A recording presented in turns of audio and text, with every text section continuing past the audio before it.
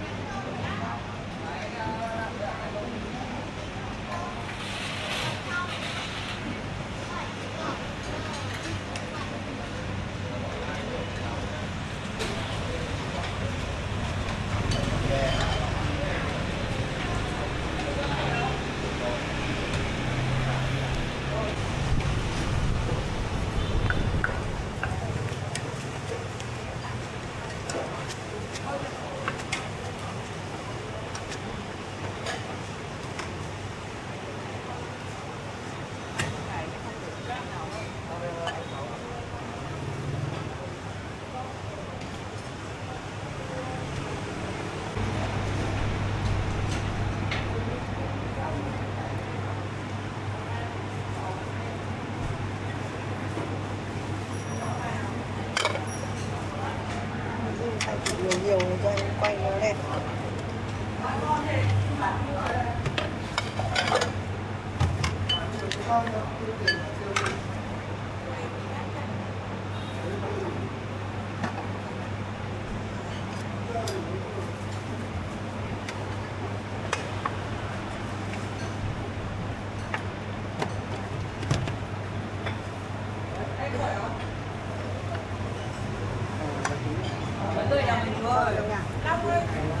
Vào nhà đi. Đây 6 người vào đây. 3 người trước là đóng cửa. 3 người đoàn tháo. 3 người đây với 3 người đây. Vâng, trên bò thôi.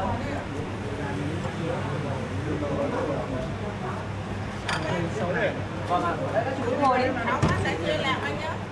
Cứ ngồi đi rồi cháu. Bác sẽ làm nhớ.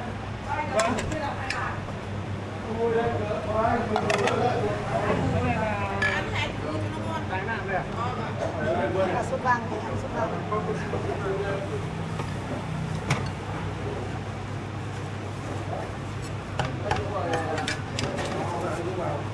Có tay lặng này.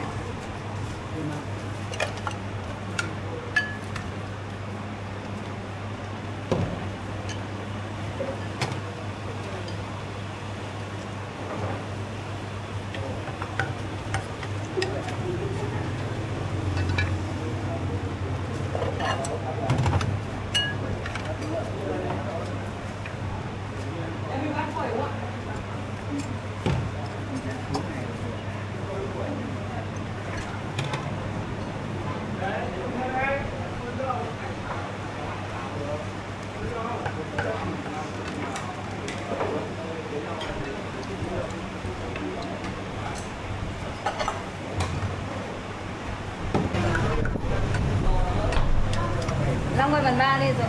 Nhặt bát bàn ba đi. Nhặt bát bàn ba đi cho khách ngồi. Anh vào ngồi ra đi. Anh đây ngồi đây, ngồi đây, ngồi đây, ngồi đây, đây, ngồi đây. Anh ngồi đây, ngồi đây đi.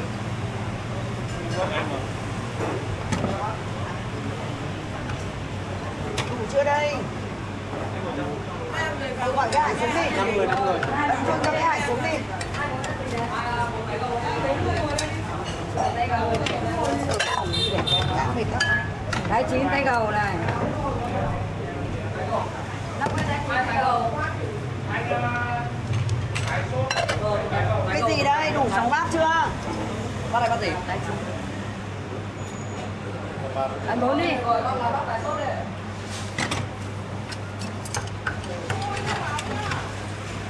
Ôn chuông cho cái Hải xuống đi.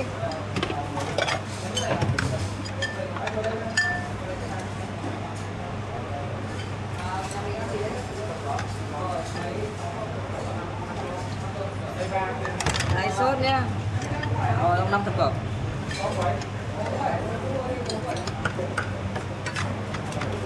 Đấy, ngồi luôn đấy.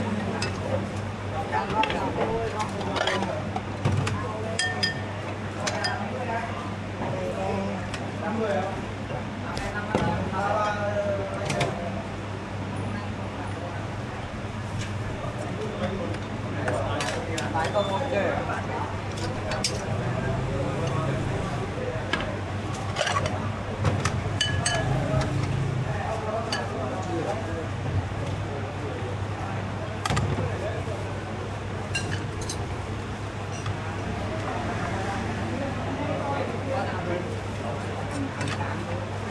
Ra ngoài này xay nước nóng vào xong rồi rời loạt ra nhà đi nhá.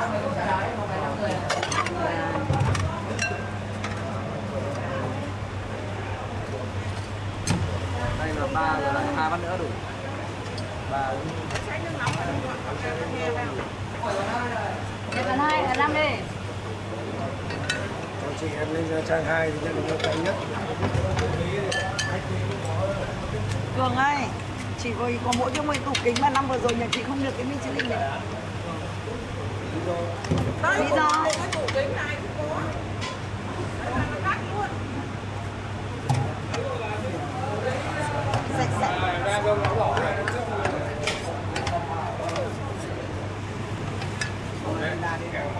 Siêu sạch sẽ mà không được. Nhặt cái bát này ra. Đây này, nhặt cái bát này ra đây cho mọi người nhặt đi. Cho cái Hải nó vào nhặt đi. Rồi, bát tái công đi.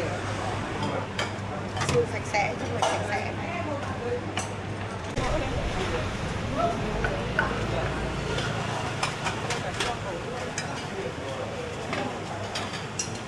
Hải ơi, ra cái tủ nước ở đây.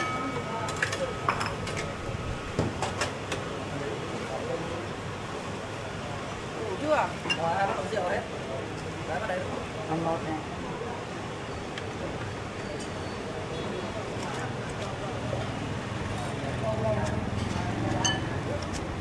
Cả bát tái luôn nhá.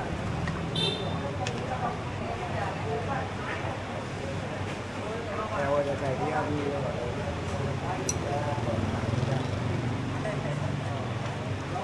Đây, chú ơi.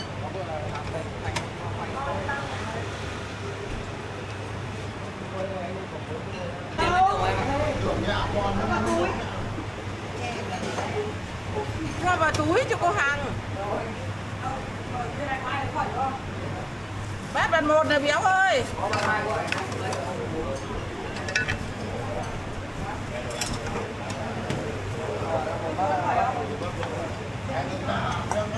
Bác vào 6. Bác chị Hải ơi. Đây rồi, đây rồi.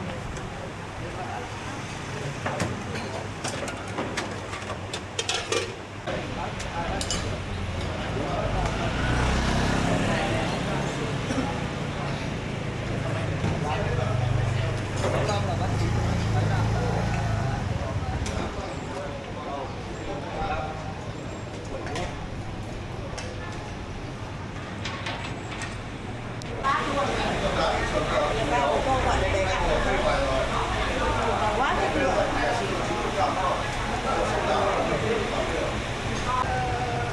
Đây đây nào. Cái độ xương nó có độ sôi. Nó phóng lại lên là nó đúng được cái xương nhà này quá rồi.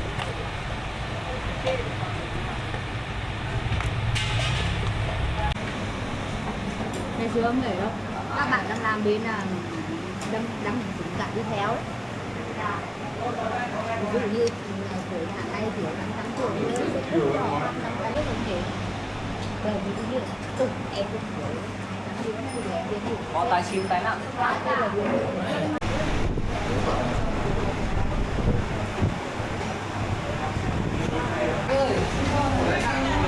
Tái nặng đây. sôi nào, nước sôi nào, nước sôi nào.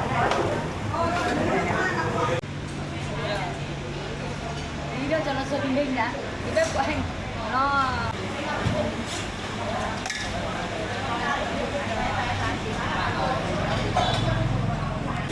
Rất là khó làm. Vâng ạ. Đây còn anh này ăn gì ạ?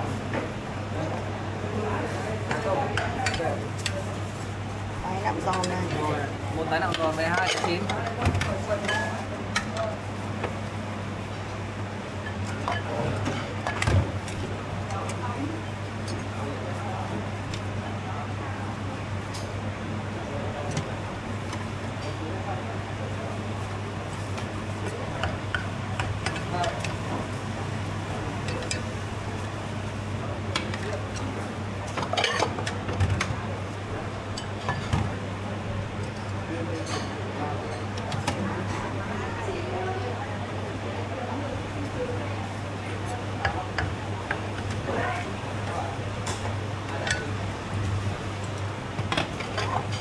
có con cầu đây.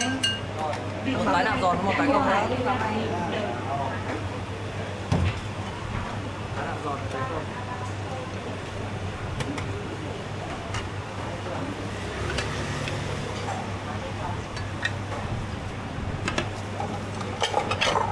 Đấy nặng giòn. Bên đường ạ, áo đỏ, bên đường áo đỏ.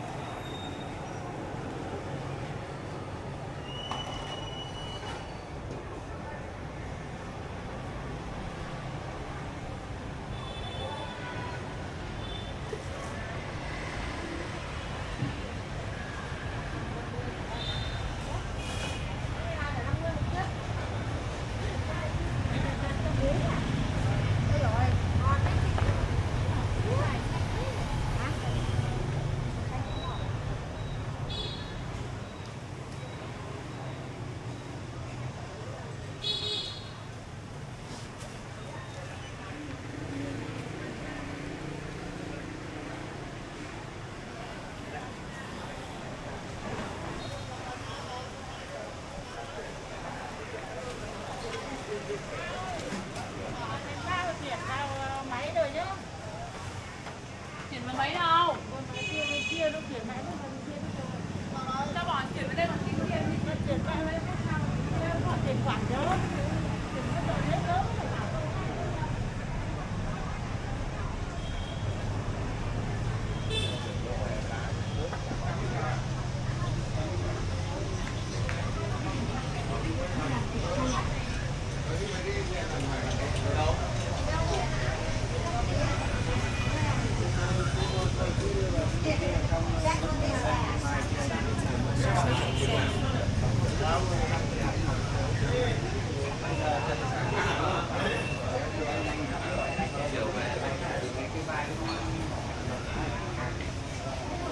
Cô ơi.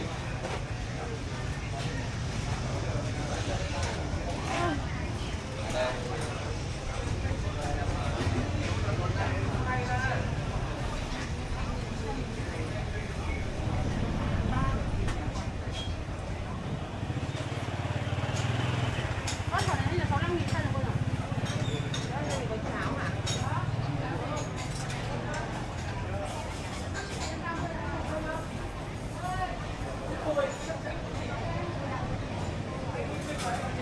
Cô nhà thờ chưa ngồi đó. Đi qua rồi.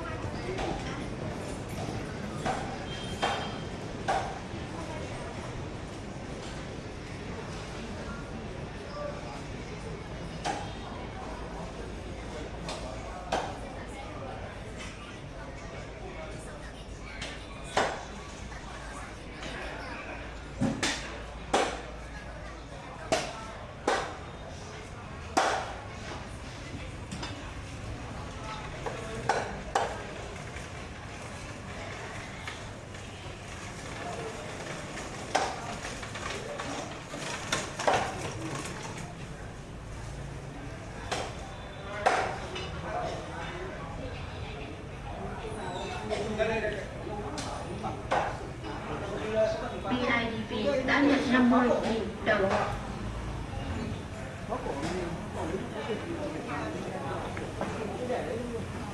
Ra cho hai trứng đi. Chân hai trứng ngoài đi.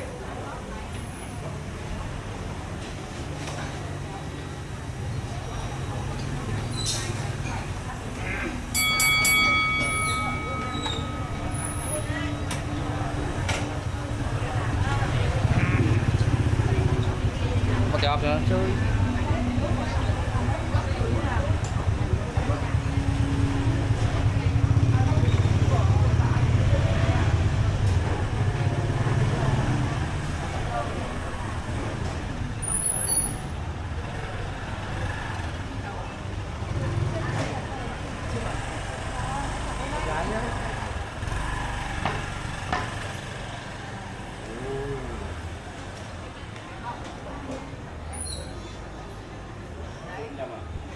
Bọn ý, bọn Trung Quốc đấy là bọn ấy nó về từ nước mình.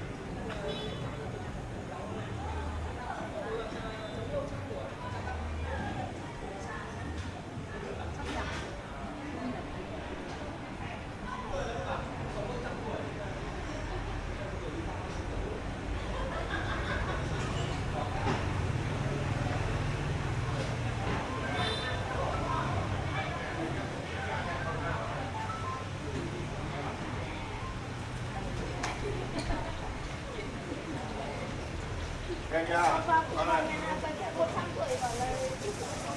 Chưa gì giật luôn.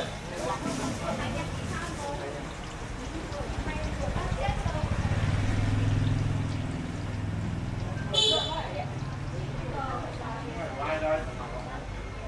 Không nước một trời không nước.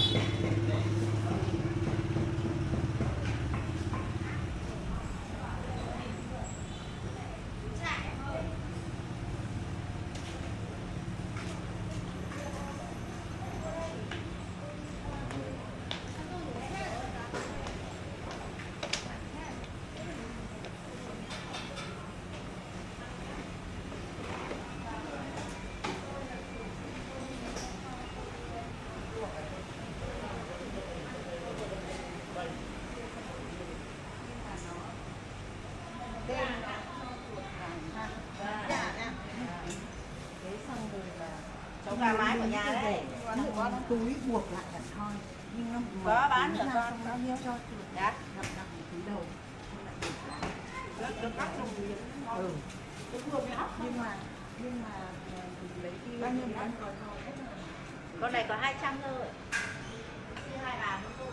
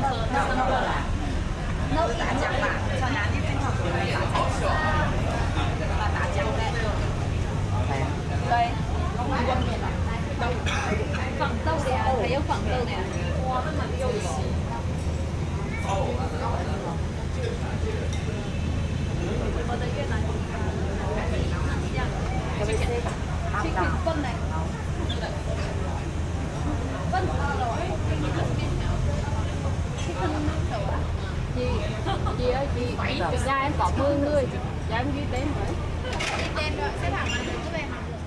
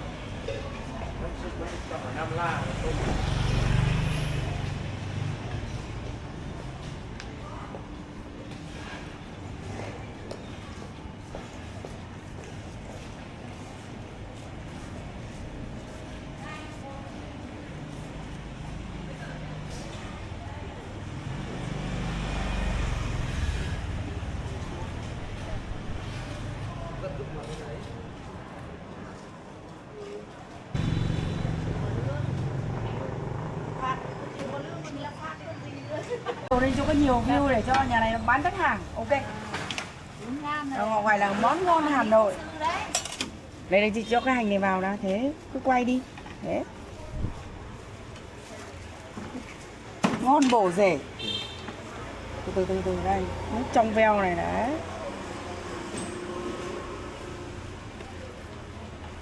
Quán này buổi trưa đông lắm, còn là Việt Đức sang ăn, viện C sang ăn, rồi giáo viên, công an, nhà báo. Để chị đi nào. Đây.